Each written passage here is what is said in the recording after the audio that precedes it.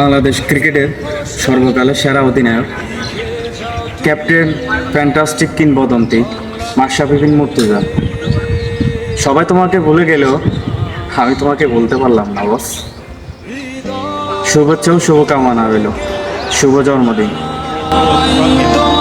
Have a look at that. No one